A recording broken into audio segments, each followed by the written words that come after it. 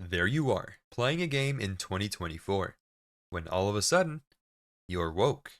You didn't ask for this, you didn't choose this, yet there it is, and it's treated no differently than playing a female protagonist. What the fuck is this piece of shit?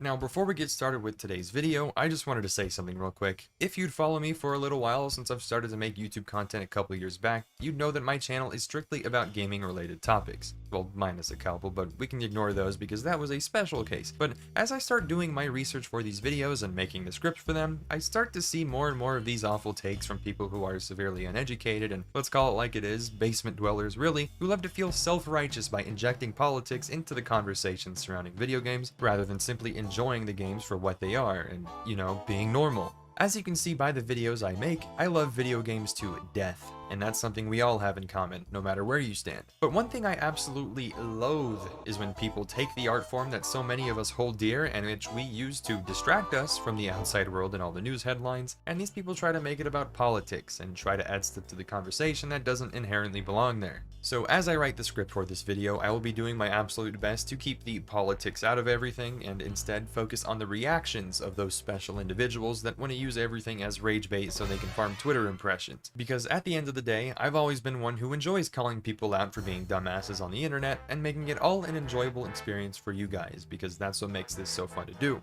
So anyways, this intro's gone on long enough. Just make sure to subscribe to the channel, and if you decide along the way that you enjoy what you're watching, please feel free to hit the like button, and please try to be civil in the comment section, please. So at last, let's put on our tinfoil hats and get into today's video.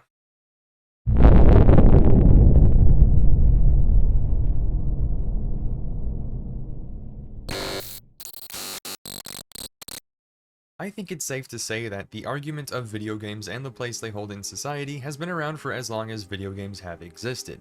Even before GTA San Andreas caused politicians to give speeches on why they are a danger to the minds of children, games were openly criticized by the media for doing literally anything that managed to offend anyone in some type of way. Some of the earliest and notable examples of this were the games Doom in 1993, creating concerns over a satanic panic, and Mortal Kombat in 1992, which introduced fatalities, which were so fucking rad that many say it was a catalyst to the creation of the ESRB rating system that nearly every piece of media uses to this day. There's also the original GTA release in 1997 apparently being too violent and getting banned in all of Brazil while the country combated homicides and fatal auto accidents, and Pokemon in the year 2000 when someone decided that Jinx's design might be a little racist.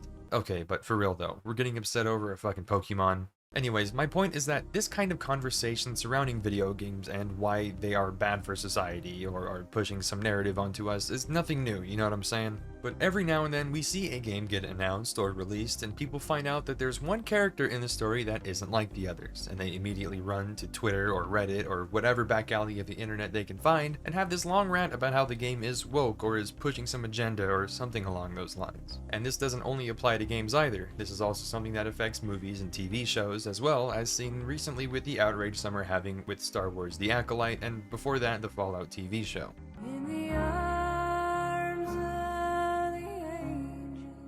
It also doesn't help that a lot of these gaming journalists tend to piggyback off this kind of outrage and start to write clickbait articles about it all, which only fuels the fire even more. Yes, I'm looking at you, Kotaku. But I think one of the funniest examples of people starting this kind of fake outrage over a video game is with the controversy surrounding Resident Evil 5, which came out in 2009. Now, the story of RE5 summed up is as follows. The main character, Chris Redfield, is sent to Africa in order to investigate possible bioweapon smuggling, and as they roll into the area of Kijeju, they find out that the townspeople there have been infected with a certain variant of the Plagas disease that allows those who are infected to be directly controlled by someone who initiates orders to them. So essentially, these people are mind-controlled zombies, and what that means is that in the game you have to shoot and kill these zombies, and given the location in which this game takes place, so Africa, some of these people happen to be infected people of African ethnicity, which means Chris, a white main character, sometimes had to shoot and kill zombies that had a darker skin tone as part of the game. And of course, upon release, you had a bunch of people that were upset with this and claimed that the game had a racist undertone. This is, of course, ignoring the fact that RE5 also features a main character named Shiva Alomar as a co-op partner that accompanies Chris Redfield throughout the entire game, and was also African. But to summarize what many people thought of this blind, narrow-minded criticism, I'll just let one of the voice actors of the game do the talking for me. It's in Africa. It's been in Antarctica. It's been, I think, in Spain. It's been in the Midwest. It wasn't racist then. Why should it be racist now? It's in Africa. Have fun with the game! Play the game! Now, over the many years since this game released, all of this controversy kind of died down and people stopped talking about it. Until a few months ago, when IGN posted an article, along with a video, explaining how they think RE5 is a game that can't be remade, but rather should be rewritten. You see, after the recent success Capcom has had with their remakes, most recently with Resident Evil 4, it's only a matter of time before the next remake is announced, which will almost definitely be a Resident Evil 5 remake. So of course we're starting to see a resurgence of this controversy surrounding RE5, but in the form of another piece of lazy journalism coming from none other than IGN, where they describe RE5's enemies as having no purpose but to be, quote, cannon fodder, a wall of meat to slow your progress through levels, as if that isn't applicable to literally every other Resident Evil game. But IGN's cherry on the top is when they stated that, quote, in the 2020s, in a post-Black Lives Matter world, there is only one acceptable response to a white man shooting waves of Africans for an entire video game. No. You see, this is what I mean by lazy journalism, especially when it's obvious that it's being used to drive clicks. At the end of the day, they chose to ignore many things that would, upon further thought, point to all this being nothing more than a mere side product of the fact that the game is held in, you know, Africa. I mean, they never once mentioned Shiva Alomar, the African co-main character, who not only fights alongside Chris during the gameplay, but who's also on the main cover of the game, making me think that they purposefully left her out of their article so it wouldn't ruin their point. There's also the fact that they had no problem with an apparent racist undertone when Resident Evil 1 through 3 took place in the Midwest United States, no problem with Resident Evil 4 being in Spain, and no problem with Resident Evil 6 taking place in Eastern China, and so on and so forth. I think you get my point. In fact, I want you all to take a look at the comment section under IGN's article, where people are saying things like, I was actually excited to see my language in a game franchise I grew up playing. Literally everyone at our school knew RE5 and loved it. Hearing the zombies speak Swahili so accurately was so cool. But it's sort of weird how these Western media outlets assume our stance for us, saying that the game has a racist undertone and is offensive to Africans. It's not. We can do the talking for ourselves if it was. I kinda hate it when other non-related groups take it upon themselves to practice virtue signaling like it's their duty to speak for others. There were also comments expressing concern over how this article is distracting from the real issue of modern-day racism and how, in doing so, actually insults those who are either affected by it or are trying to raise awareness to those same issues. You know, at the end of the day, I guess you can say one thing is for certain. There is only one acceptable response to a lazy and disingenuous IGN article. No. Just no. Now, on the other side of all this, you will find a whole niche of content creators who will outright reject any piece of media as long as there's one character in it that doesn't look and present exactly like they do. People like Harman Smith, Synthetic Man, Heel vs. Babyface, Grummz, and the same people who will use AI to make a female character's ass bigger, so you know, the grifters and prawn addicts of the world, if you catch my drift. These are the kind of people who choose to indulge in video games and TV shows that they know very well will have something as normalized as a female protagonist or a person of color or something like that, just so that when they find the thing they're looking for, they can go, see people, I told you so. I told you the game was gonna be woke. See, now this game's gonna flop so hard and you'll all look at me and say that I was right. Oh, what's that? This game won Game of the Year? Shut the fuck up, you damn liberal. Like, these are the kind of people who are so unhinged and separated from reality that you actually have to sit down and think to yourself, well, this guy's either a schizophrenic conspiracy theorist or they don't actually believe anything they're saying and they're just grifting their audience to give themselves attention. I, myself, almost want to believe that these people have free will over their own minds and that deep down the opinions they put out are contrary to what they actually feel. Just because I think it would be insane to see how these people would act if they simply stepped outside, touched some grass, saw the light of day for once in their lives, and realized that the outside world's actually more diverse than they might believe. But at the same time, you can never know with these people. Case in point, Synthetic Man. You see, Synthetic Man is a well-known YouTuber with a pretty large fan base, sadly enough, who makes videos about anything he deems as woke when it comes to video games, and most recently the Fallout TV show, where he infamously said shit like this. And I find this even more funny because his kid is mixed race, so his black wife divorced him, and now he plays fucking birthday parties. How black-pilling is that?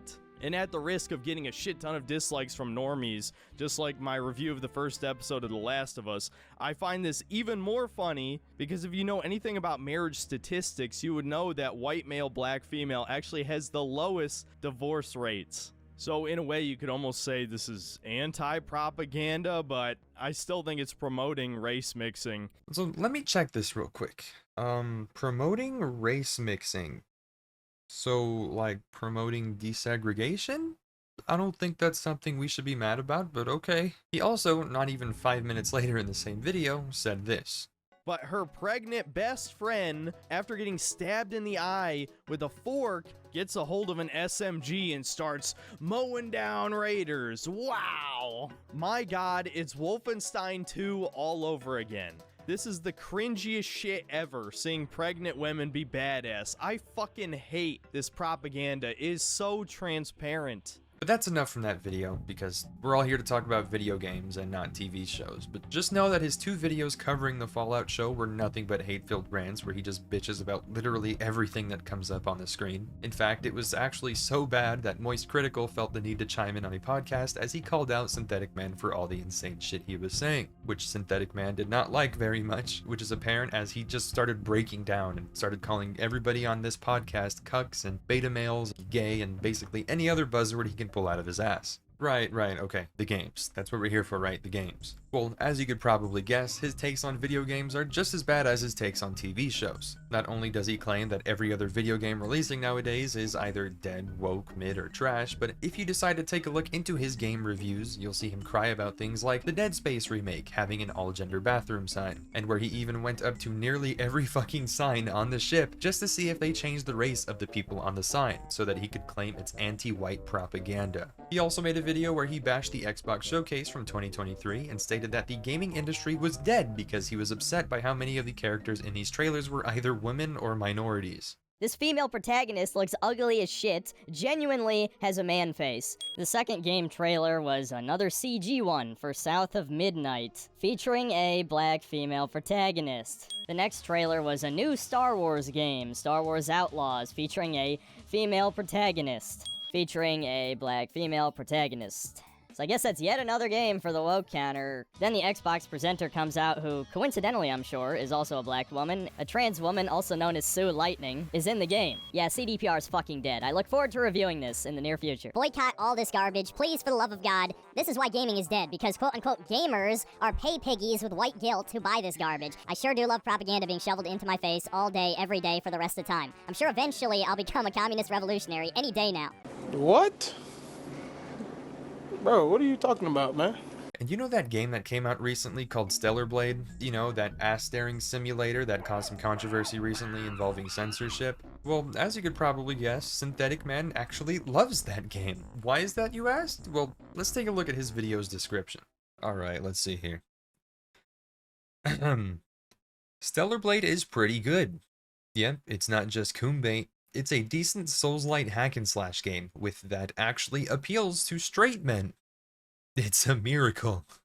So, in other words, he can't enjoy a game unless the main character is a woman that he can constantly jerk off to anytime he wants. Alright, I'm glad we're clear on that. Okay, so just to drive my point home to you guys about just how sick this person is, I think it'd only be fair to show a clip from Synthetic's review of Starfield, another game he claimed to be woke just because of the racial diversity of the game's NPCs. Well, here's a clip taken straight from his review, where he obsesses over how much he thinks these NPCs are subhuman, as he walks up to a black NPC sitting on a park bench. And I have to warn you, this whole thing is a bit fucked.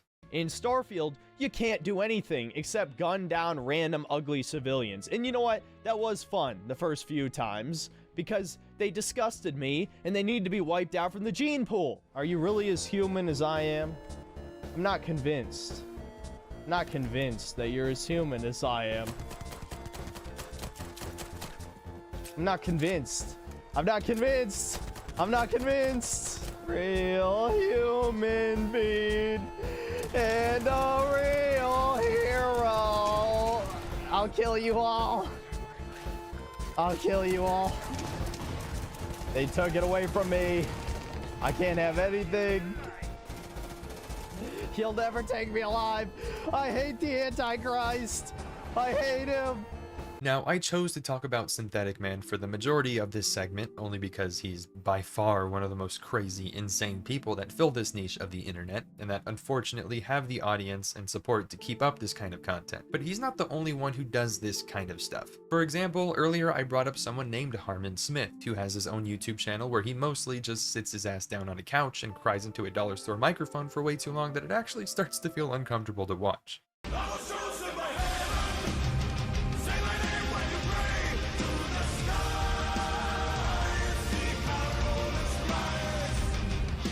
Anyways, this guy is mostly known for being what you would call a Nintendo fanboy, because it seems like he hates every game that ever exists, unless it's a Nintendo game, which in that case, it's the best game that he's ever played. I mean, I wouldn't be surprised at the slightest if this dude had a Princess Peach body pillow hidden somewhere just out of the frame, you know what I mean? He's also uploaded a few videos where he talks about all this woke stuff everybody's talking about, and in one of these videos, he goes in on Nintendo for pushing transgender propaganda onto children, because a character from a Paper Mario game is trans or something. But of all the things Nintendo has been doing to players for years that Harman could be upset about, of course it's gotta be something like this, right? I don't know, bro, you could try to figure that one out. I also couldn't help but notice that he's apparently promoting his own upcoming novel, American Evil, which will probably be the closest thing you'll find to an obese basement dweller's political manifesto.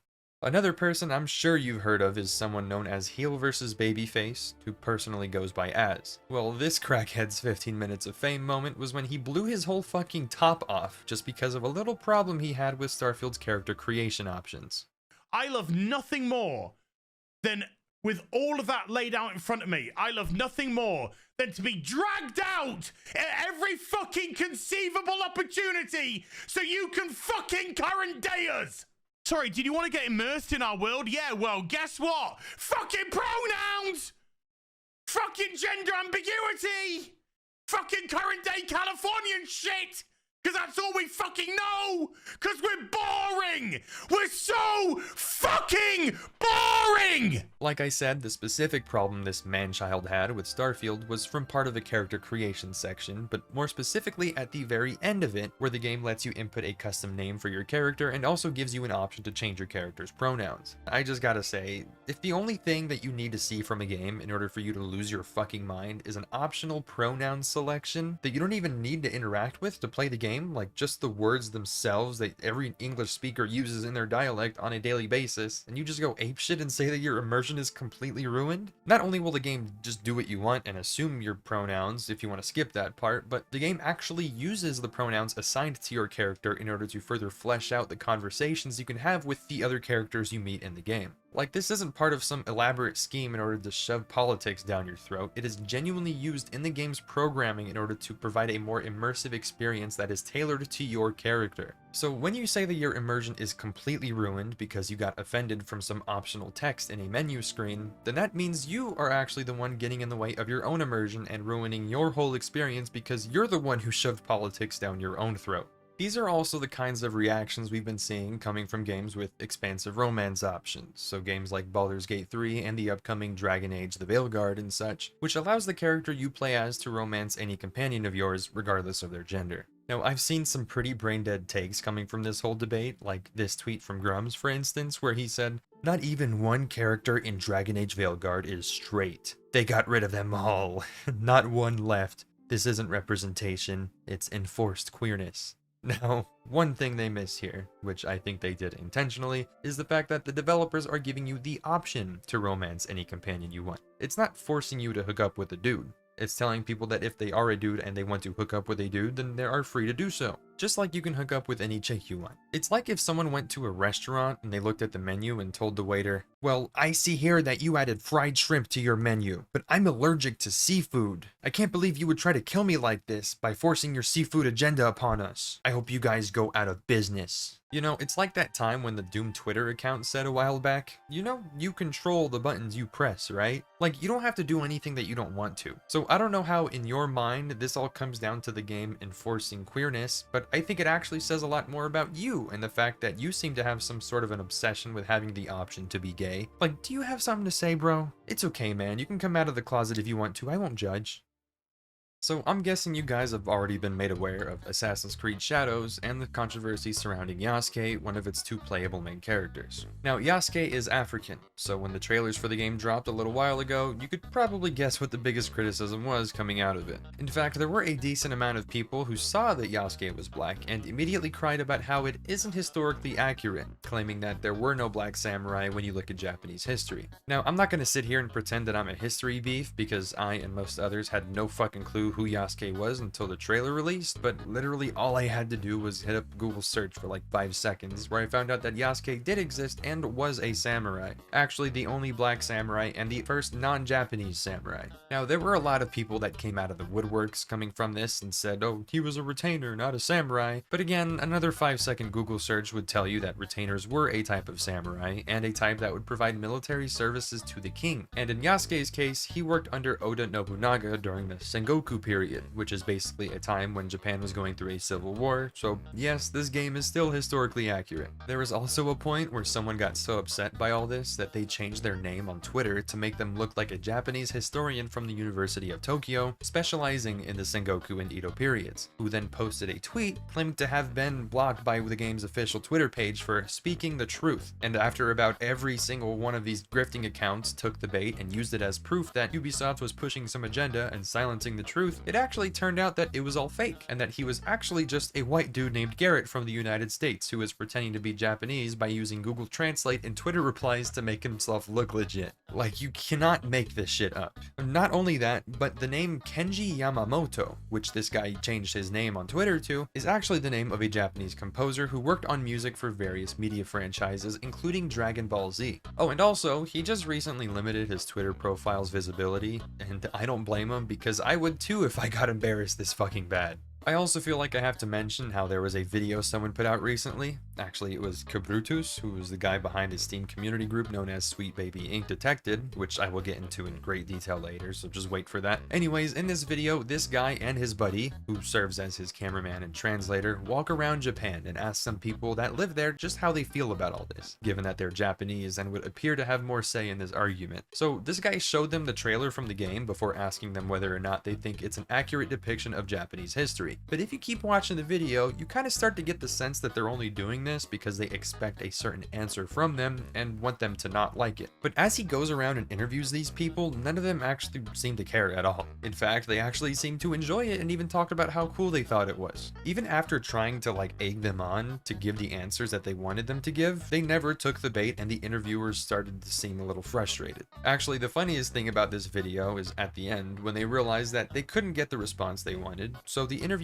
turned to his cameraman, because he's also Japanese, and he asked him what he thought about it all, which of course, like you'd expect, he starts bashing the game, actually saying it's racist because Yasuke isn't Japanese. So basically, he gives the bullshit answer that they both wanted in the end. Like, what a shocker. But hold on, before we move on from that, let's just take a look at some of the comments under this video real quick. They're fucking hilarious. The video should be renamed to Culture War Tourist Realizes He Lives in a Bubble. Gamers when Japanese are normal people. Wokes hate this one simple trick. When all else fails, just get your own cameraman to give you the answer you wanted. Okay, that's enough for now. I think you get my point here. You see, my problem isn't with whether an Assassin's Creed game is accurate or not, because frankly, I just don't fucking care. Because if you really think we should care about something like that, then surely you'd be against Assassin's Creed 2, where you have to literally beat the shit out of the Pope and his magic fucking staff with your 2 bare hands as you're fighting in a secret sci-fi bunker under the Sistine Chapel in the fucking Vatican. Because that game is historically accurate, right? Now, if you're against Assassin's Creed Shadows for any other reason, like maybe you think it looks like a Ghost of Tsushima clone, or maybe you just don't trust Ubisoft, or perhaps it's just not your cup of tea, then I'd say I won't disagree with you at all. I think those would be valid criticisms. Although I usually prefer to wait until a game is released to give my full thoughts on it, but that's just me. You see, even if Assassin's Creed Shadows isn't historically accurate, it doesn't fucking matter, man. It's a fictional video game from a franchise that's known for its historical fiction. Just enjoy it for what it is. It's really not that hard. All that being said, nobody, and I mean nobody, makes a bigger deal out of this kind of stuff than these people who just seem like they're stuck in the 50s or something. Like, at what point will these people step back from what they're doing and realize that none of this is actually as big of an issue as they're making it out to be? Like, of course, the mentality of these people kind of causes them to only look for the bad in things to the point where everything will look bad to them no matter what, but I don't know, I'm not a fucking psychologist, what do I know? I mean, I feel like, if anything, this is more of a situation where you have these two sides, with one side being the vast majority of people that have a normal thinking process, and then the other that are just a vocal minority, you know? Like a very small group of people, but with how loud they make themselves, it just makes them feel like there really are more people that think this way, if that makes any sense. And I want to be clear again, like, these people aren't just from one side of all this who tend to think this way. It's all over that spectrum, you know? Like, there are always going to be the SJWs of the world, and there will always be the extreme bigots of the world. It really, I would say, depends on the individual and who those individuals surround themselves with, because there are complete nut jobs and lunatics everywhere, right? I mean, this is the internet after all.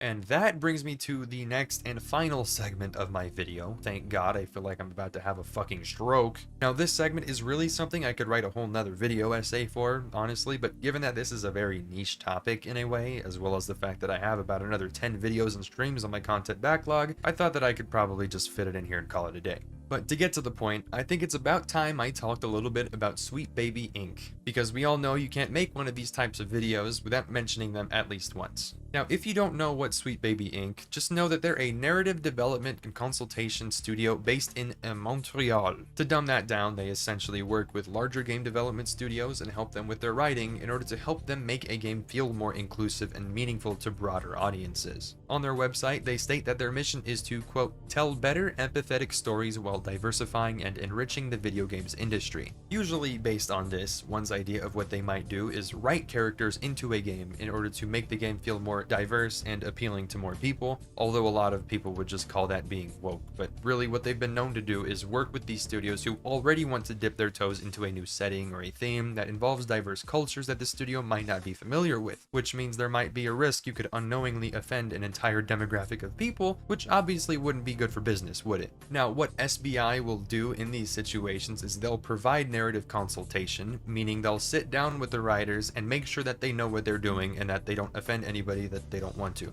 Although this company has been catching a lot of flack from the gaming community as of late, the effect that they have on the games they're associated with isn't entirely clear. Like, they've worked on some absolute bangers like God of War Ragnarok, Alan Wake 2, Spider-Man 2, and some others where they helped with the stories and characters. But they were also part of a huge pile of dog shit known as Suicide Squad Kill the Justice League, where they worked on various things including script writing for banter and cutscenes and stuff, which is a huge issue with the game in my opinion, but I'd say the game has bigger issues that go beyond just that. My point is that Sweet Baby Inc. being associated with a game doesn't necessarily mean it's bad, as many people have been led to believe, although I do think it's possible to overdo it and start to sort of overstep some boundaries, which I will get into later. Now, there are many reasons as to why a studio, especially a AAA game development studio owned by a big publisher, might want to bring on a firm like SBI as they work on a game, but they're not all for good reasons. You see, SBI is one of many DEI firms across the world, with DEI, a firm that's being tossed around a lot as of late, standing for diversity, equity, and inclusion. And just to be clear, this isn't just a video game thing or a media thing, it's actually used in nearly every facet of our world to make sure everybody is equally represented, so it's not really that new or uncommon.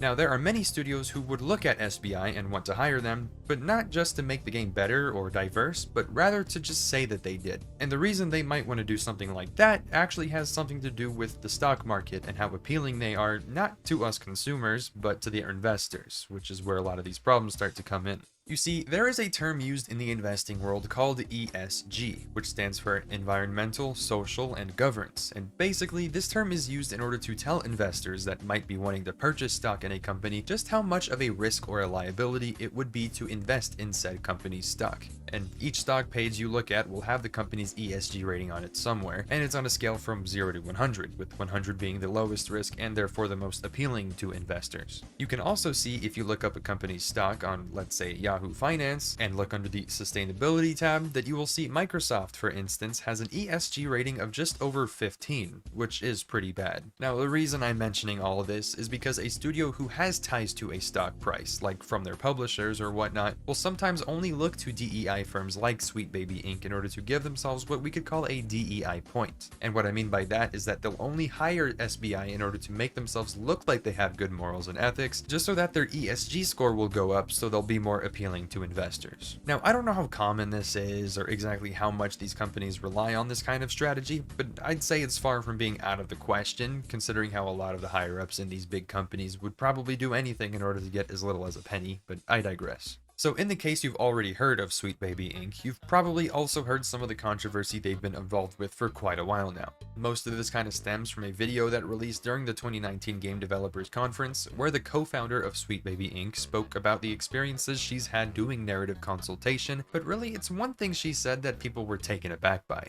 Put this stuff up to your higher-ups, and if they don't see the value in what you're asking for when you ask for consultants, when you ask for research, go have a coffee with your marketing team and just terrify them with the possibility of what's going to happen if they don't give you what you want. Now, although this was a joke, as she stated immediately after that clip ends, she does express that she still somewhat upholds that sentiment in a way as she's working with these studios and talking about how working with SBI would be good for marketing their games. There have also been many instances in which people directly employed with Sweet Baby Inc. have made some, let's just say, controversial statements or comments on social media. I've seen with a few individuals saying some wild statements that I can't say on YouTube even if I wanted to. I also feel like I need to point out that a narrative developer over at Sweet Baby Inc., who goes by Chris Kindred, recently got in some trouble over some tweets that they made, where they basically incited the harassment of a Steam community group called Sweet Baby Inc. Detected, which, to remind you again, was made by that guy who made that embarrassing video from Japan I mentioned earlier. Now, he made this Steam group to kind of build up a list of games that are currently, or were at one point, involved with Sweet Baby Inc., in which this group would submit a negative review of the game in order to make note of it in their list, so that its followers would be notified to stay away from it. Obviously, some of this is complete horseshit. I'm not gonna say it isn't. Like, they have many reviews on this list for games that haven't even come out yet, or some of the most widely appraised games that they simply do not recommend for the fact that SBI may have been involved with them in some way. And as you can tell when looking at some of the community posts that have been found under this group, you can sort of get an idea of the kind of people involved with this and where they align.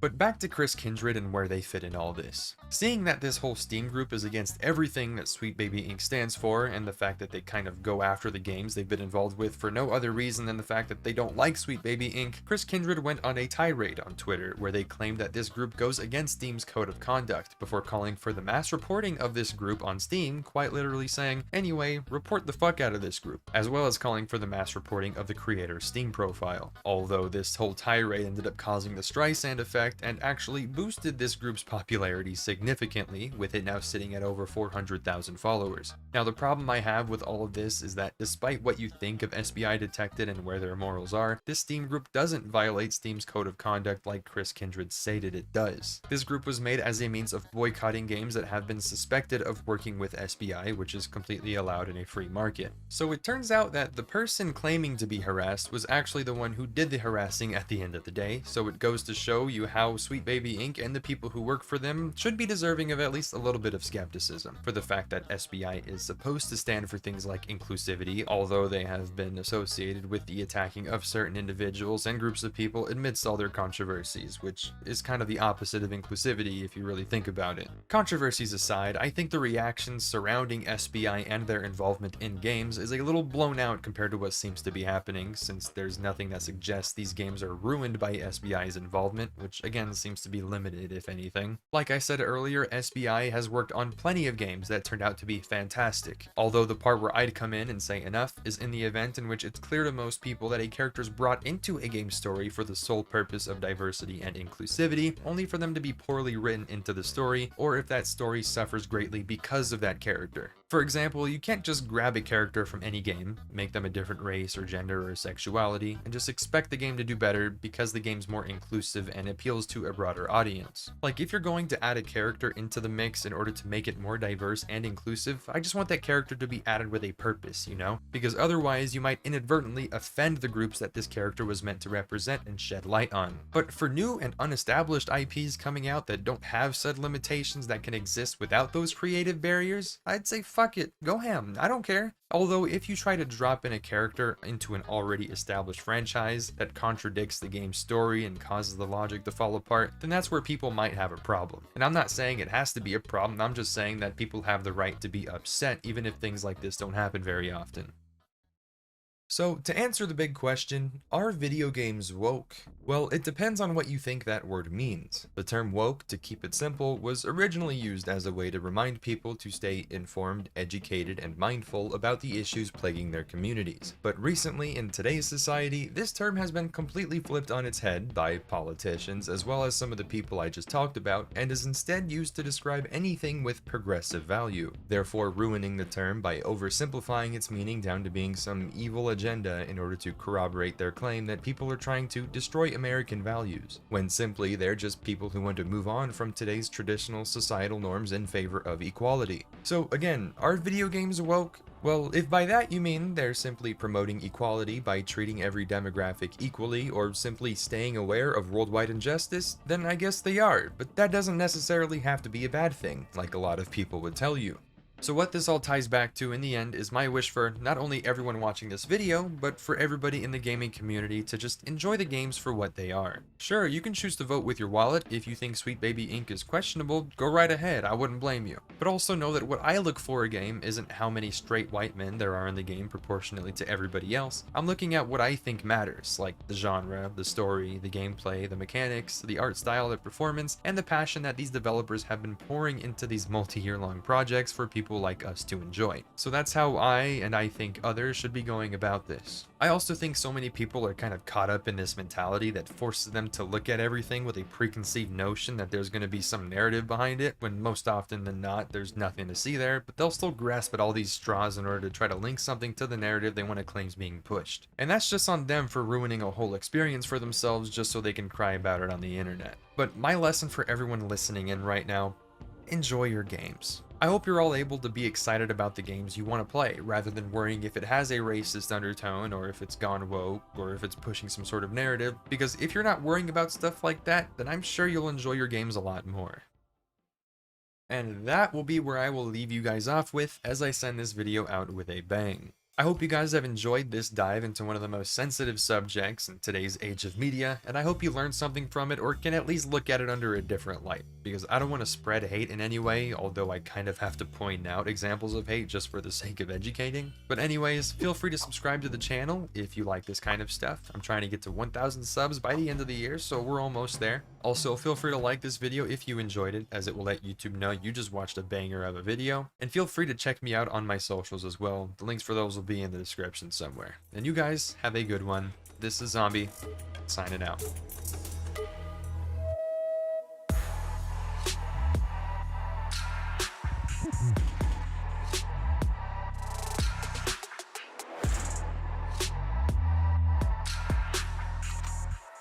Flag taken.